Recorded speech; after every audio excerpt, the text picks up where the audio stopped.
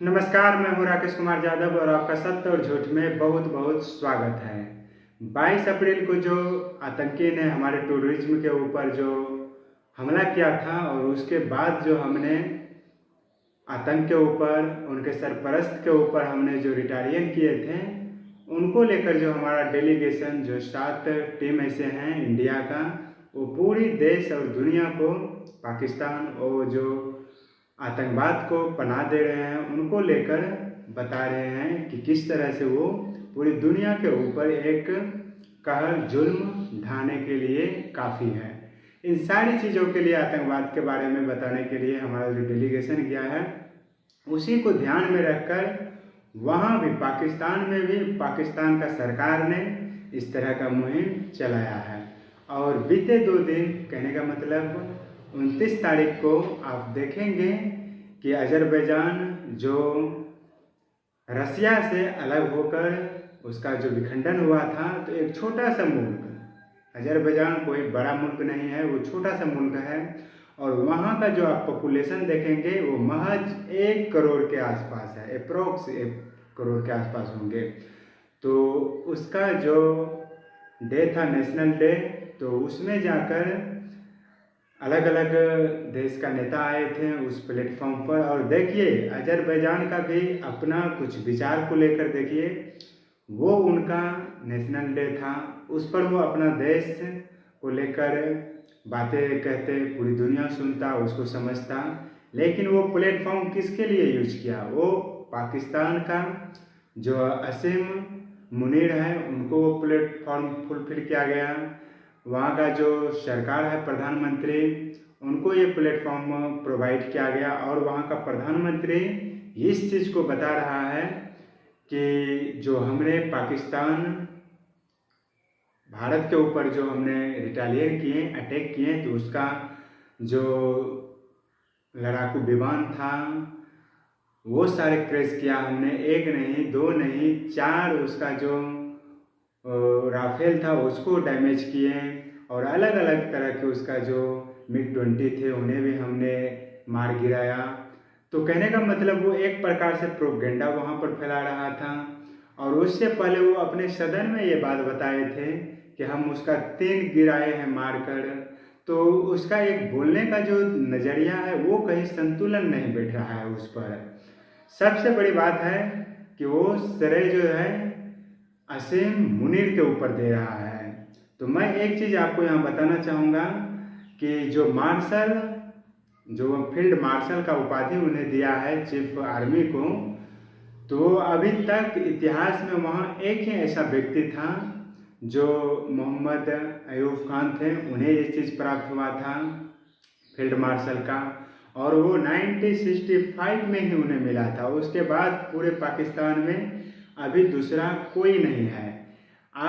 मैंने इस चीज़ को लेकर पड़ताल किया, AI पर गए, गूगल, चैट GPT को, जेमिनी को, इन सारे चीज़ों पर मैंने ये खंगाला, तो कोई इस चीज़ को पुष्टि नहीं कर रहा है कि पाकिस्तान में एक के बदले दूसरा कोई फील्ड मार्शल भी है।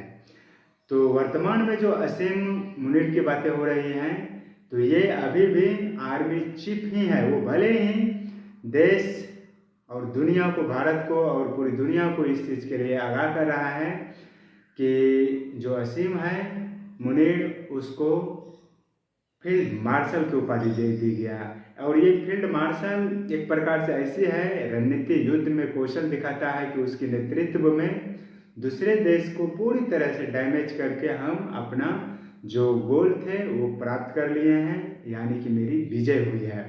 तो इसी की खुशी में जो सेना का अध्यक्ष होते हैं, जो सेना का विशिष्ट होते हैं, उनको ये उपाधि दिया जाता है। ये अपने आप में विशिष्ट उपाधि होती है। तो जब अजरबैजान में प्रेजेंट थे मुनीर, तो वहाँ पर वहाँ के प्रधानमंत्री, पाकिस्तान के प्रधानमंत्री ने इस चीज़ को आगाह किया कि मुनीर के वेलकम के लिए उन्होंने जो वो विश्वसनीय, वो सराहनीय काम किया है, तो इसके लिए ताली बजाना चाहिए। तो पूरा समूह ताली बजा रहे थे मुनीर के लिए। लेकिन मुनीर जी का जब आप देखेंगे पिक्चर, उनका जो पूरा चेहरे का देखेंगे, वो कहीं से ये बयान नहीं कर रहा था कि उन्हें सच में ये उपाधि और उन्होंने कुछ ऐसा बड़ा किया है। तो वो सारी बात समझ रहे थे, लेकिन ये देखिए पाकिस्तान तो मूर्ख है। वो अलग अलग तरह के रोना धोना और पूरी दुनिया में कर रहा है कि हमने भारत को डैमेज किए। हमारा जो GDMO साहब है उन्होंने भारत के साथ बात नहीं किया। पहले भारत की सेना की तरफ से बात हुआ और उन्होंने हमें युद्ध को विराम करने के लिए, सीजफायर के लिए हमें कहा, तब हम कहीं रुके, अन्यथा इसका परिणाम कुछ अलग होता। तो ये सारा रोना धोना वो कहाँ पर रो रहे थे? अजरबैजान में। ये देखिए पाकिस्तान की फितरत क्या है कि मैं मूर्ख हूँ और दूसरे देश का जो प्लेटफॉर्म था उसको भी हम मूर्खता से यूज किए और उसमें तुर्की उसके साथ बड़े ही दम खम के साथ इस चीज़ को बयां कर रहे थे। तुर्की अपने आप को उस खलीफा का, जो एक समय का था तुर्की खलीफा में, अपना पूरे मुस्लिम मुल्क को वो लीड कर रहे थे। आज वो वही चाह रहा है कि हम पूरी इस्लामिक कंट्री को लीड करें, उनको चलाएं हम अपने तरह से, लेकिन ये सपना अब संभव नहीं है। अब देखिए मुस्लिम कंट्री अलग अलग है। पाकिस्तान मुस्लिम कंट्री में आप देखिए किसी के पास परमाणु नहीं है। एक ऐसा है कि पाकिस्तान के पास है। इन 52 मुस्लिम कंट्री में सिर्फ पाकिस्तान के पास ही है परमाणु और कोई नहीं है इस दौर में। ईरान इसके पीछे अपना दमखम लगा रहे हैं। सऊदी अरब है, वो पैसे में आगे निकल रहे हैं। तो सब अलग अलग तरह से है। आज मुस्लिम में कोई जो खलीफा है, पठान है, ऐसा कुछ जो उपाधि हुआ करते हैं, वो सब पीछे छूट गया। अब यहाँ वो संभव नहीं है।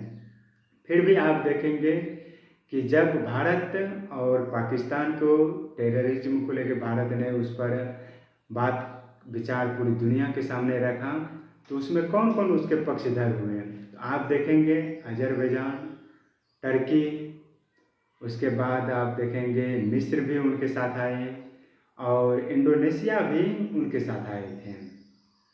तो ये सारे देश जो थे उनके पक्ष में विचार रखें।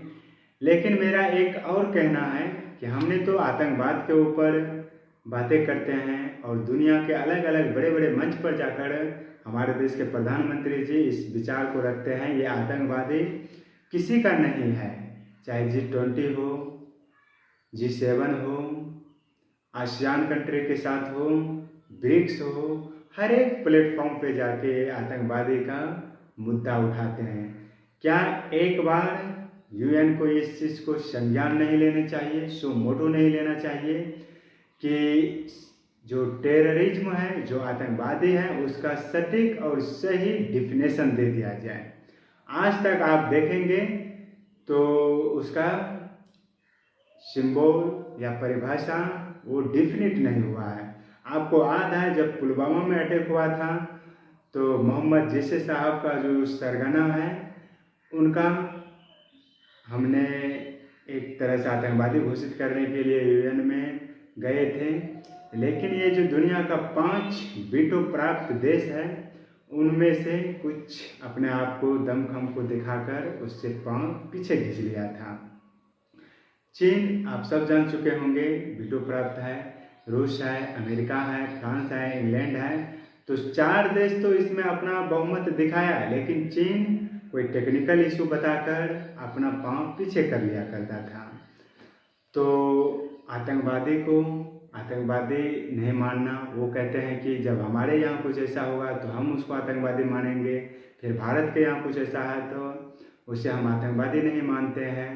तो इसके लिए ये होता है कि आतंकवादी का कोई रंग रूप स्वरूप नहीं होता है, ये पूरी दुनिया में एक समान होता है। कोई घटना, कोई इवेंट होता है तो उसका नाम संज्ञान दिया जाता है, उसे एक सिक्के के 2 पहलू की तरह नहीं देखा जाता है। तो आज मेरा भी और पूरी 140 करोड़ की तरफ से मैं इस चीज़ को फिर एक बार पुनः कहना चाहूँगा कि UN को इस चीज़ को संज्ञान लेना चाहिए कि आतंकवादी हम कहेंगे किसे, उसका एक डिफिनेशन, एक फिक्स डिफिनेशन दे दें, ताकि दुनिया का कोई भी मुल्क, चाहे वो अस्थायी सदस्य हो, वो अस्थायी सदस्य हो, कोई भी हो, उसे इस चीज़ का दूर से ही पता चले कि ये आतंकवादी है या नहीं है। और चीन का मंशा देखिए क्या, मैं कुछ दो टूक में आपको बताना चाहता हूँ। चीन एक अलग प्रकार का देश है। चीन में आप देखेंगे वो इतना किसी दूसरे देश को व्यापार देते हैं, उसका एक विस्तारवादी नीति है। वो अलग अलग तरह से छोटे छोटे देश को, या गरीब महाद्वीप में, जैसे अफ्रीका महाद्वीप लीजिए आप, दक्षिणी अमेरिका में लीजिए, ऐसे देशों को ऋण देते हैं। उसके बाद वहाँ वो जब चुकाने में अपने आप को समर्थ होते हैं तो अपना सैन्य वहाँ पर उतारते हैं, और वहाँ पर धीरे धीरे उसका कुछ चीज़ों को अपने कंट्रोल में लेते हैं। जिसका उदाहरण है श्रीलंका का हैवन-टोटा, 99 साल के लिए वो अपने लीज पर ले रखा है। तो ऐसा ढेर सारा केस है, किसी दिन मैं इसके ऊपर भी वीडियो बनाऊंगा। बहरहाल चीन का मंसूबा देखिए, चीन, अमेरिका और भारत, इसी दो से वो डर रहा है। अमेरिका दुनिया को पहला स्थान पर अपने आप को इकोनॉमी में स्थापित किया है, और उसको टक्कर देने के लिए अमेरिका है, और वो सोच रहा है कि अमेरिका किसी तरह किसी दूसरे चीज़ों में उलझ जाए और हम आगे बढ़ जाएं। उसके पीछे भारत है। भारत, आपको पता है कि आने वाला 2-3 साल में हम तीसरी इकोनॉमी शक्ति बन जाएंगे। अभी 4th पर है, 3rd पर आ जाएंगे। तो दूसरे स्थान पर चीन है। उसे भारत से डर है। भारत का पड़ोसी देश है चीन, हमारा पड़ोसी है। तो पाकिस्तान को भारत के लिए इस्तेमाल कर रहा है, और जो नॉर्थ कोरिया है, उत्तरी कोरिया है, उसे अमेरिका के लिए। इस चीज़ को भी आपको आगाह करना होगा। आप 2-4-5 साल पीछे जाइए तो आप देखेंगे कि अलग अलग तरह की मिसाइल को, परमाणु मिसाइल को लॉन्च करके, उसे परीक्षण करके, ये उत्तरी कोरिया का जो किम जोंग उन वहाँ का प्रधानमंत्री है, वो इस तरह से हमेशा पाकिस्तान को टारगेट करते रहता है। जब डोनाल्ड ट्रंप साहब का पहला प्रशासनिक सेवा था, वो पहले राष्ट्रपति बने थे 16 में, तो 36 का आंकड़ा देखा गया था, लेकिन ये किसी का सुनता नहीं है, और इसके सर पर चीन का हाथ है। फिर पाकिस्तान देखिए, उनके ऊपर भी चीन का हाथ है। तो पाकिस्तान को भारत के लिए इस्तेमाल कर रहा है। आप देखिए, जितना भी कर्ज ले रहा है पाकिस्तान, उसमें 80% कर्ज धारक जो है वो चीन है, और जो कुछ भी उत्तरी कोरिया में हो रहा है उसमें चीन का बहुत हद तक रोल है, क्योंकि ये तो उनके लिए एक इस्तेमाल है। इस प्रकार से आप कहें तो लिखो फेंको, या पानी पियो वाला जो कप होता है, पानी पिए उसे फेंक दें, अपना काम हो गया, बाकी सलाम। तो उसी तरह पाकिस्तान को एक टेम्परेरी मित्र बना के रखे हैं, वो भारत के साथ उलझे रहें, वो अपना विकास ना करें, हम आगे बढ़ते रहें। अमेरिका के साथ वही है, उत्तरी कोरिया को वो उनके साथ लगा दिए हैं। तो उनकी रणनीति एक अलग प्रकार का है। तो बहरहाल हम ये कहना चाहता हूँ कि पुलवामा वाला में देखें आपने, उसके बाद पहलगाम में जो इवेंट हुआ, अभी तक हमारा जो डेलीगेशन गया है वो दुनिया को अलग अलग 32 देशों में जाके सारी चीज़ों को पुख्ता से, मजबूती से रख रहे हैं। और जब जा रहे थे तो उससे पहले विदेश सचिव मिस्री साहब जी ने हर एक डेलीगेशन से बात की, और उसे 2 टूक में अच्छी तरह से उसे बता दिए थे कि पाकिस्तान की हरकतें क्या हैं, उनकी नापाक इरादे क्या हैं, और वो जो भी मनगढ़ंत गढ़े तो उनका असर दुनिया में कुछ देशों तक रहेंगे। जैसे अजरबैजान को ले लीजिए आप, टर्की को ले लीजिए, यहीं तक उसका एक सीमित लिमिट है, बाकी दुनिया उसको जान चुका है। तो आपको इस चीज़ को समझना होगा कि हमारा देश जो है एक साथ है, लेकिन कुछ इतनी बड़ी देश है, इतनी बड़ी आबादी है दुनिया में, अब हम नंबर 1 की आबादी है। तो कुछ बहकावे में आते हैं, जो यूट्यूबर होते हैं वो ऐसे, या कुछ हमारी सेना में कुछ मिली भगत होते हैं। इधर हाल ही में पता चला है CRPF के कुछ ऐसे जवान थे जिन्होंने पाकिस्तान को यहाँ की सारी खुफिया जानकारी उन्हें दे रहे थे। तो हम सबको इस चीज़ करना चाहते हैं, और हमारे बच्चा का अभी भी शिक्षा देना चाहिए अभी से कि राष्ट्र प्रथम होती है, और स्कूल में या कहीं भी किसी भी इंस्टीट्यूट में पढ़ाते हैं तो राष्ट्र की नीति को सर्वप्रथम रखना ही प्राथमिकता होगा। नहीं तो यही एक ना एक दिन इस तरह से चीज़ों को लेकर दूसरे को बताएंगे, दूसरे को आगे की रास्ता साफ करके दिखाएंगे। जैसे आपको पता चल रहे होंगे हमारे जितने भी यूट्यूबर हैं, मैं सारे यूट्यूबर को नहीं कहते हैं, कुछ गिने चुने यूट्यूबर हैं जिसको फ्रीडम है, वो कुछ भी कहीं भी अपना शूट भी कर सकते हैं। तो ये राष्ट्र के हित में नहीं अनहित में जा रहे हैं। तो एक बार फिर से इन सारे यूट्यूबरों के लिए मैं कहना चाहता हूँ जो देश के साथ गद्दारी एक प्रकार से करते हैं तो वो इस चीज़ को समझें। और मैं अपने दर्शकों से, लिसनर्स से, जो श्रोतागण हैं, उनसे भी मैं कहना चाहूँगा कि ऐसे यूट्यूबर को आप फॉलो मत करें जो राष्ट्र विरोधी या प्रोपेगेंडा फैलाए हैं। उनकी कंटेंट, उनकी जो तथ्य होते हैं उनसे आपको पता चलेंगे। आप तो जब सुन रहे हैं, उसे देख रहे हैं, तो आपको इतना तो पता होगा कि वो बातें क्या कर रहे हैं, हवाई बातें कर रहे हैं या ज़मीनी स्तर की बातें कर रहे हैं। तो आप में वो सारी समझ है, क्लियरिटी है, आप साफ सुथरे से चीज़ों को समझ सकते हैं। अगर इस तरह की यूट्यूब है, चल रहा है, उसको सिरे से खारिज करें, उसको पूरी तरह से आप फ्लो ना करें, वो अपने आप धराशायी होगा। किसी को एम्बेसडर बनाते हैं, किसी को बाहुबली बनाते हैं, तिस्मारखा बनाते हैं, सुपरमैन बनाते हैं, हीमैन बनाते हैं, कुछ भी बनाते हैं। इस सब में आपका सबसे बड़ा रोल होता है। आप ही इनको बड़े स्टार बनाते हैं, सब कुछ बनाते हैं। तो अब आपको वो चीज़ समझना होगा कि कौन ऐसा यूट्यूबर है जो राष्ट्र को ध्यान में रखकर बातें रख रहे हैं। आपको मैं कुछ और बताना चाहूँगा। हाल ही में अमेरिका का प्रशासन, डोनाल्ड ट्रंप साहब ने एक चीज़ को लेकर पूरी दुनिया में खलबली मचा दिया है।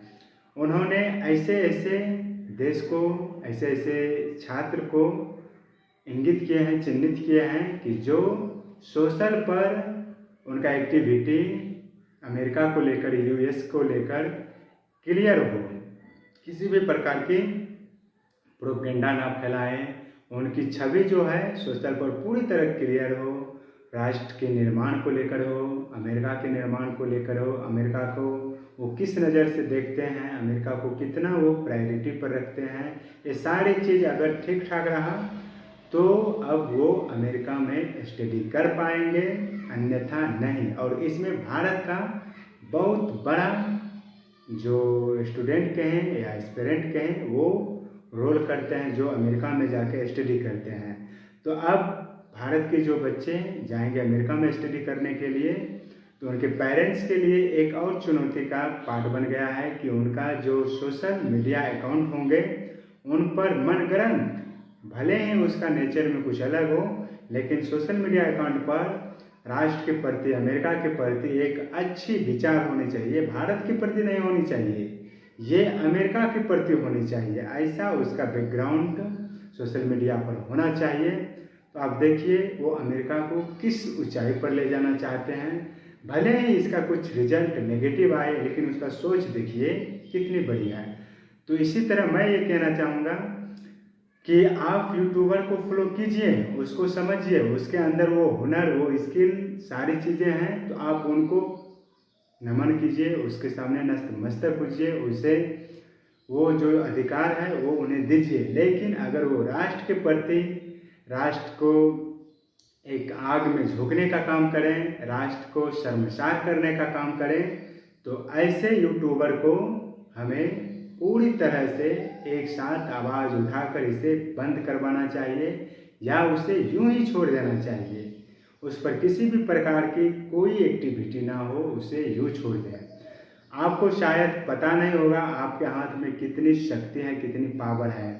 किसी को आप जमीन से उठा के चांद के उस पार एक ही पल में पहुंचा सकते हैं। तो वो सारी कैपेसिटी आपके अंदर है। तो इसको एक उदाहरण के साथ से आप समझ सकते हैं कि कोई हीरो, चाहे अभिनेता, दिनों दिन या रातों रात सुपरस्टार नहीं बनते हैं। वो आपके ही देन होते हैं। आप उसे इस तरह से चाहते हैं कि रातों रात उसे स्टार बना देते हैं।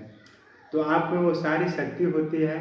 लोकतांत्रिक में आप देखते होंगे कि जो चप्पल पहन के चलते थे, आज वो आपकी मेहरबानी से आप उसे अपना वोटिंग दे दिए और वो जीत दर्ज किए और वो आज हवाई जहाज, हेलीकॉप्टर ऐसे पर घूमते हैं, चढ़ते हैं। तो अपना अधिकार, अपना एक समूह, एक संगठन की जो ताकत है उसे समझिए। तो ऐसे यूट्यूबर को आप मत फॉलो कीजिए, उसे मत आगे बढ़ाइए, जो राष्ट्र के लिए कहीं ना कहीं एक कारण बन जाए। तो आप देखते होंगे कि अब अजरबैजान से वो टर्की के लिए जाएंगे, फिर अलग अलग ऐसे मुल्क में जाएंगे जो भारत के लेके प्रोपेगेंडा फैलाएंगे। तो आगे की जो भी इवेंट होगा उस पर मैं आपको बताएंगे। तब तक के लिए धन्यवाद और नमस्कार। एक चीज़ आप ख्याल रखें, अपने आप को इतना खुली किताब मत बनाइए कि कोई भी आकर उसे पूरी पढ़ ले। अगर पूरी तरह पढ़ लेंगे तो आपकी कदर पूरी तरह से समाप्त हो जाएगा और आप एक अखबार की तरह किसी कोने में पड़े रहेंगे। तो आप खुलिए उतना जितना आपको खुलना चाहिए, किताबों की तरह नहीं, अखबारों की तरह नहीं, नहीं तो आप कल किसी कोने में पड़े रहेंगे। तब तक के लिए धन्यवाद, नमस्कार। अपना हेल्थ पर, अपना शरीर पर ध्यान दें।